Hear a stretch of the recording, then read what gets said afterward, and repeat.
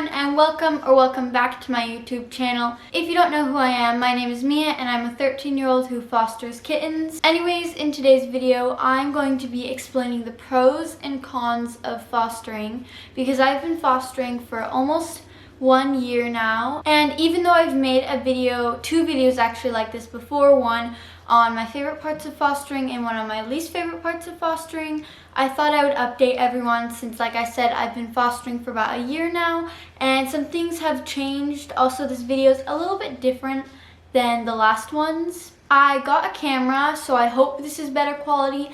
I have filmed a video with it, but the quality was very weird, so I just switched some settings. Anyways, without further ado, let's get started with today's video. I'm going to start out with the pros. So I have my phone here, and I wrote down 10 pros about fostering, or the 10 best things about fostering, and 10 things that aren't my favorite about fostering. And if you hear anything, it's one of my cats walking around because our house is kind of creaky. For the pros, you're saving lives and helping out cats and kittens because there's so many cats and kittens on the streets. There's stray cats, stray kittens and everything that need homes. They need foster care. They need someone to basically take care of them, or at least where I live. I know it's different for wherever you live, but basically you're just saving them and you're helping them out a lot, which makes me personally that makes me feel like I'm doing an amazing thing, which I am. Also, fostering kittens is pretty fun. I always get so excited whenever I hear that there's another foster kitten or mom and babies that needs a foster home. You can learn a lot from fostering. Personally, I have learned so much that I didn't know before I was fostering. And I learned so much from videos of people fostering, also just fostering myself and having my own experiences. It provides you with more experience. Whether you want to become a vet when you're older, or you want to do something that involves other animals, or you just want a big responsibility, which can help you in the future. This one's similar to the last one. It gives you more responsibility.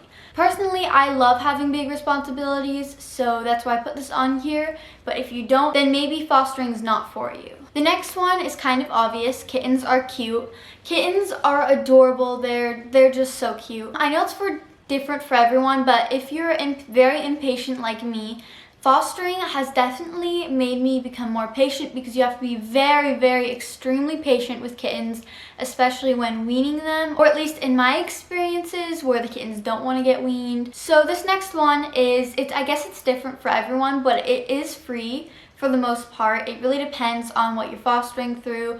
Obviously, you might have to buy some things, but for the most part, it's free. You get to cuddle with kittens. So not all kittens are very cuddly, but you will come across kittens that are very cuddly and they're very lovey and they're so sweet. Also, this is actually with the cuddling part. You get to cuddle and play with kittens because playing with kittens is so fun. Fostering is temporary. That's an amazing thing about it because you go through so many different kittens and cats. You get to meet a bunch of different kittens and cats with all different personalities, and personally, I really like that about fostering. This part is probably going to be my least favorite part to film of the video because I'm going to be talking about the worst parts of fostering, or the cons that come with fostering that are not so great. So number one, the smell.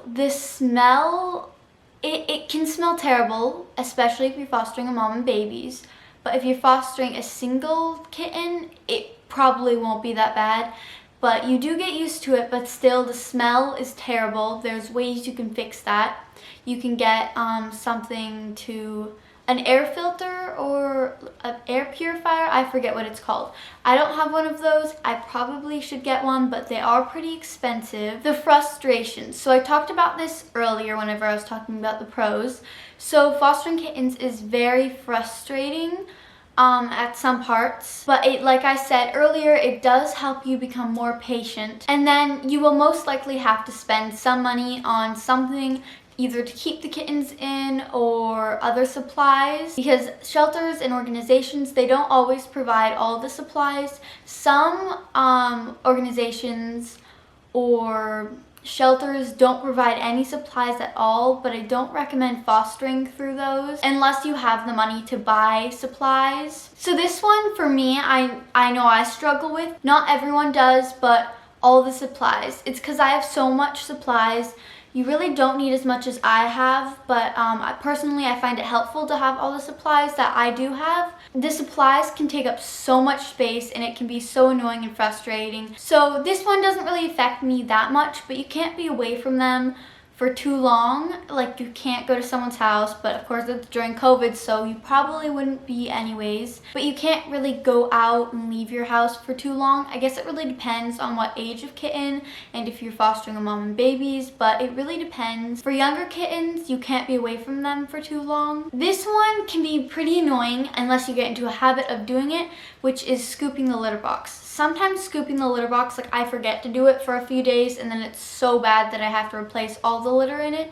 But that's mostly for fostering a mom and babies.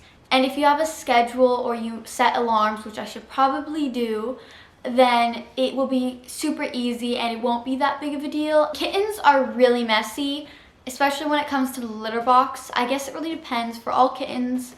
Also, they tend to like to spill their water and food. So having carpet is not a good idea, and placing puppy pee pads down is a very great idea, even if you have hardwood floors. And I have carpet, so this makes it extra annoying, and I have to be vacuuming a whole lot, which A, the kittens don't like the vacuum, and B, it's really annoying and takes a little while. Unfortunately, I cannot have hardwood flooring in my room because it is not level and it just wouldn't work. Also, I just don't have an area to foster in that has hardwood flooring. The next one is getting supplies and taking the kittens to the vet, taking the kittens to get adopted and everything. That can be a little annoying, especially for parents. This one I have not dealt with fostering. It is kittens do die, and that can and I know that can be very, like, that can make you feel like you didn't do a good job or it was your fault, which it is not at all. I have dealt with a cat dying, one of my personal cats, a few years ago, but I have not dealt with that with fostering. The last con or bad thing about fostering that's not so great is they can be a lot of work, or they are a lot of work. It really depends what age you are fostering, and it really depends on everything, I guess, like what point you're at in a kitten's life. Like, if you're weaning them, that can be a lot of work, or like scooping the litter box, that can be a lot of work. Everything that has to do with fostering is usually a lot of work, but the more you do it, the better you become at it. And trust me, fostering is fun, and the pros definitely do outweigh the cons, and fostering is worth it. Even with all the bad parts, it is definitely worth it because you're saving lives and it's just a great experience. Anyways, that was the end of today's video. I hope you enjoyed it. I'll see you guys in my next video. Bye!